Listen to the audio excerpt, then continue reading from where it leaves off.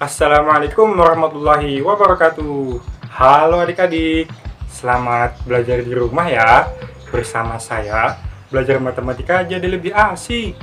Nah adik-adik, gimana kabar kalian hari ini? Sehat semua kan? Alhamdulillah, luar biasa. Allahu Akbar. Alhamdulillah. Nah adik-adik, sudah siap belajar semua kan? Pasti siap dong. Meskipun tidak masuk sekolah, pembelajaran harus tetap dilaksanakan setiap hari. Dikarenakan ada suatu wabah penyakit berbahaya, maka pembelajaran dilaksanakan di rumah masing-masing. Meskipun libur sekolah bukan berarti liburan ya adik-adik. Maka dari itu, yuk kita belajar sama-sama.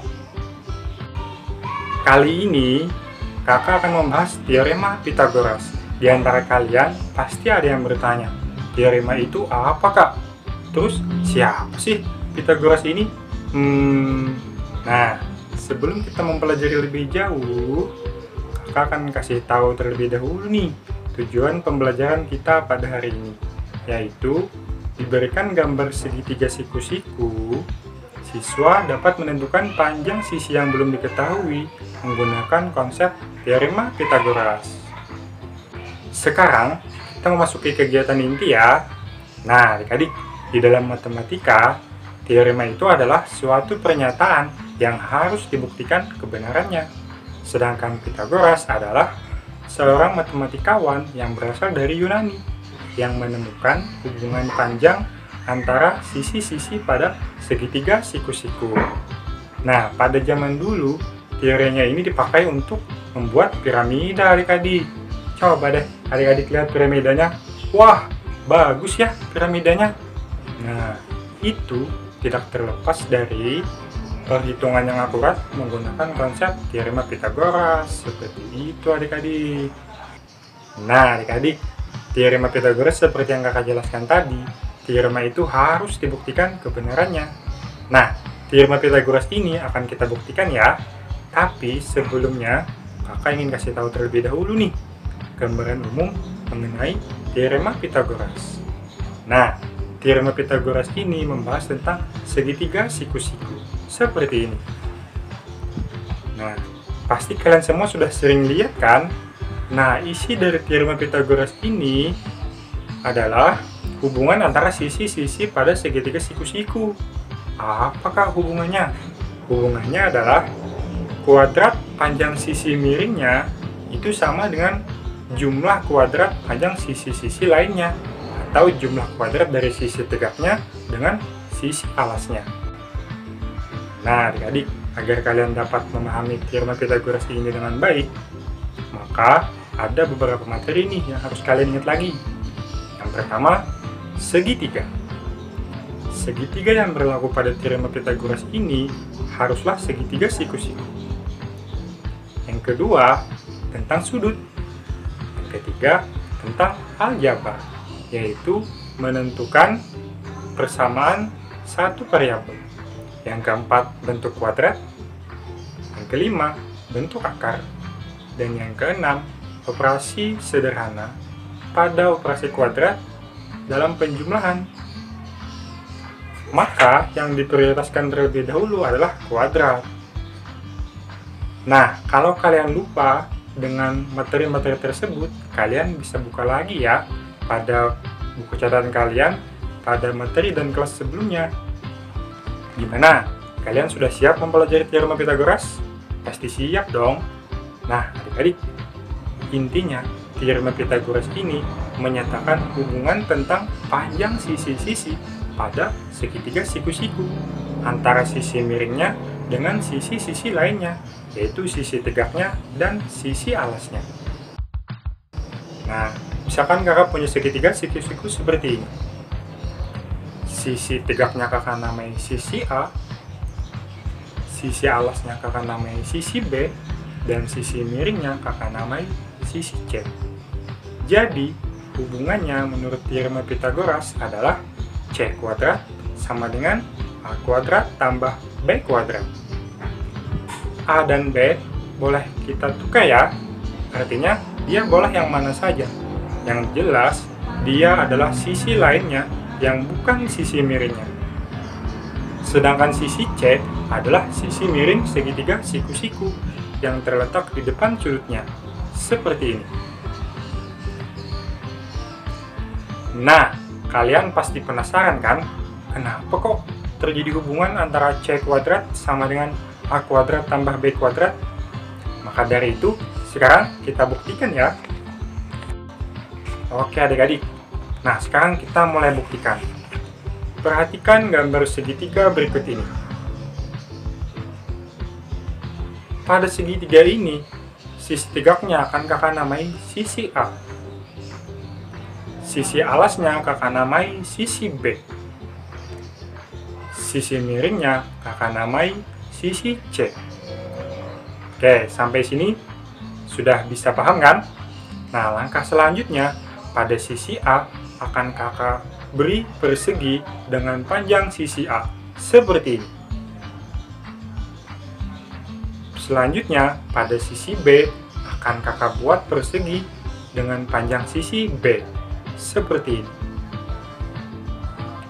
Pada sisi C akan kakak buat persegi dengan panjang sisi C, seperti ini. Maka, berdasarkan rumus luas persegi, persegi yang sisinya A, luasnya adalah A kuadrat. Persegi yang sisinya B, maka luasnya adalah B kuadrat. Nah, persegi yang sisinya C, maka luasnya adalah C kuadrat.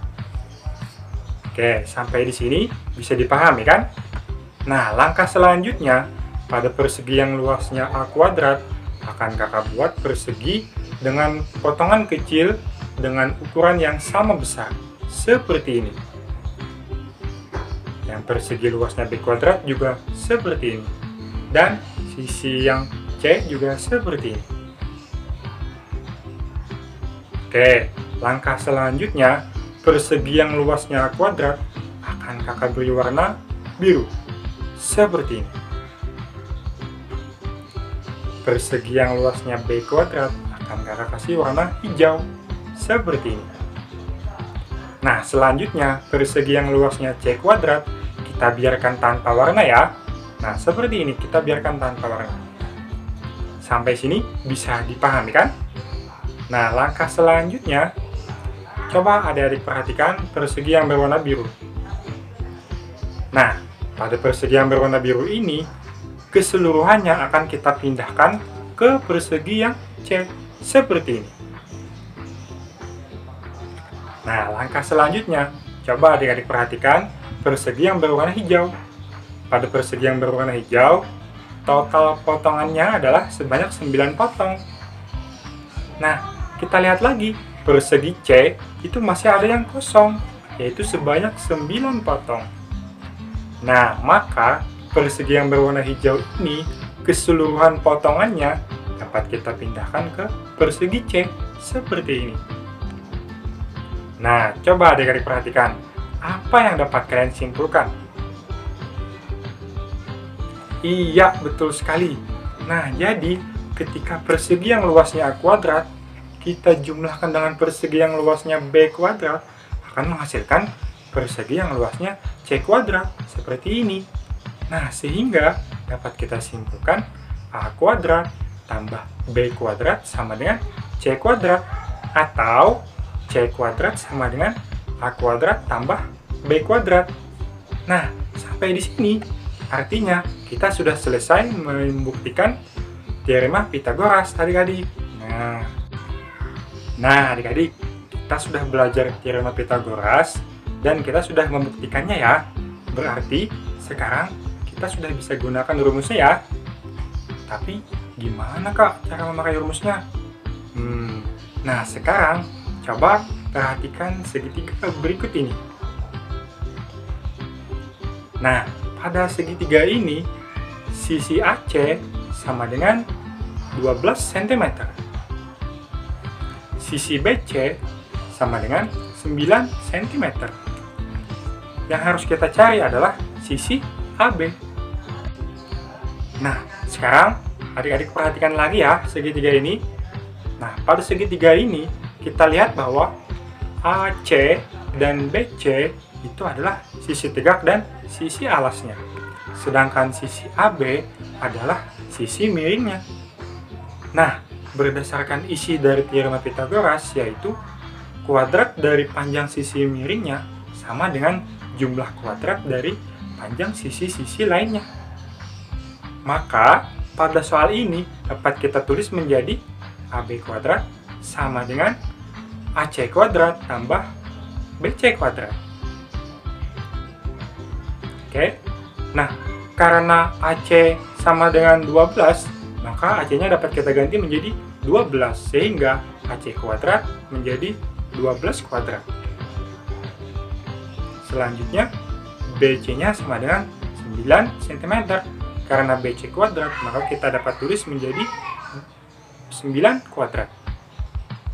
Nah, karena 12 kuadrat adalah 144 dan 9 kuadrat adalah 81, maka kita jumlahkan menjadi 225. Maka AB kuadrat sama dengan 225. Nah, sehingga AB sama dengan akar dari 225. Sama dengan berapa, yo? Iya, betul. Jadi AB sama dengan 15 cm. Nah, jadi panjang sisi AB dari segitiga tersebut adalah 15 cm. Gimana adik-adik? Sudah paham semua kan? Pasti paham dong. Oke, sekarang kita coba lagi dengan soal yang berbeda ya. Perhatikan gambar berikut ini. Nah, pada gambar ini, coba adik-adik perhatikan, ada bangun apa saja? Iya, betul. Jadi pada gambar ini, itu terdiri dari bangun persegi dan segitiga. Nah, pada bangun persegi, panjang sisinya adalah 12 cm. Pada sisi segitiga, yang diketahui panjangnya adalah panjang sisi miringnya, yaitu 20 cm. Yang ditanya adalah panjang sisi alas dari segitiga tersebut, atau panjang sisi X. Nah, sekarang akan kita coba jawab bersama-sama ya. Nah, untuk menjawabnya, langkah pertama adalah kita harus perhatikan sisi yang ditanyakannya. Yang ditanyakannya adalah sisi X. Nah, sisi X-nya berada pada bangun segitiga.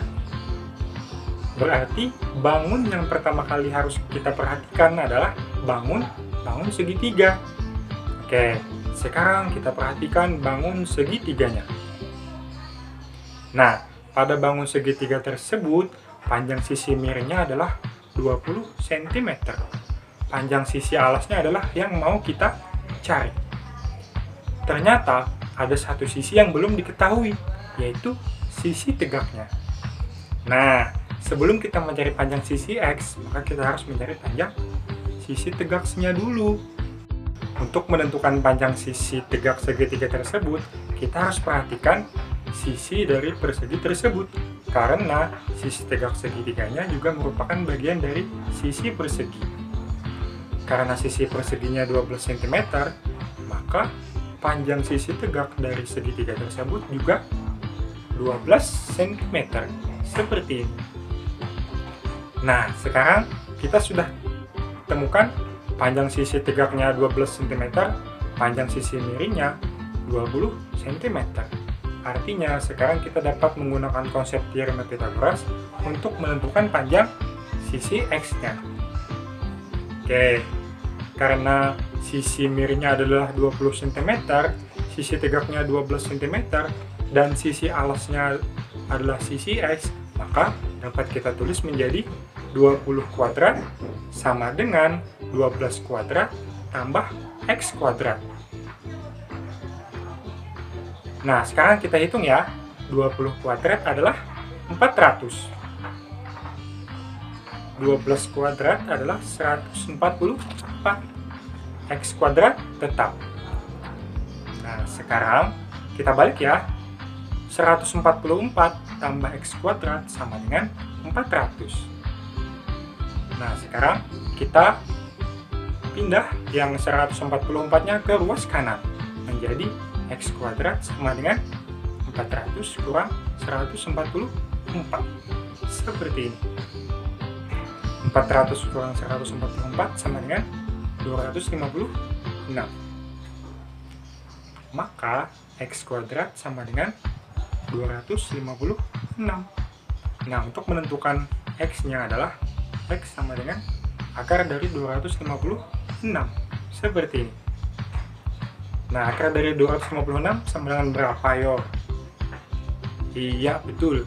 Jadi, panjang sisi X-nya adalah 16 cm. Nah, maka panjang sisi X pada bangun tersebut adalah 16 cm. Nah, adik-adik, kita sudah mempelajari teorema Pythagoras untuk menentukan panjang sisi yang belum diketahui ya. Gimana? Mudah kan? Mudah dong. Oke, sekarang kakak akan ulangi lagi ya. Teorema Pythagoras yang telah kita pelajari tadi, isinya adalah kuadrat dari panjang sisi miring suatu segitiga siku-siku sama dengan jumlah kuadrat dari panjang sisi-sisi lainnya.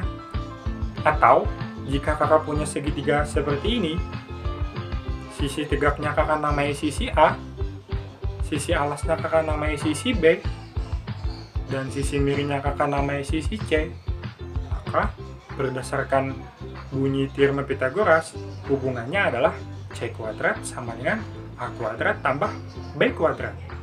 Gimana? Mudah diingat kan?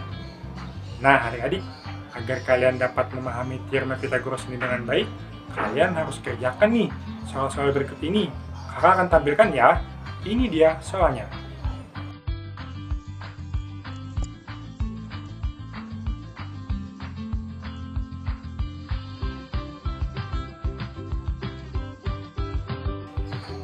Nah, sudah disimpan kan soalnya?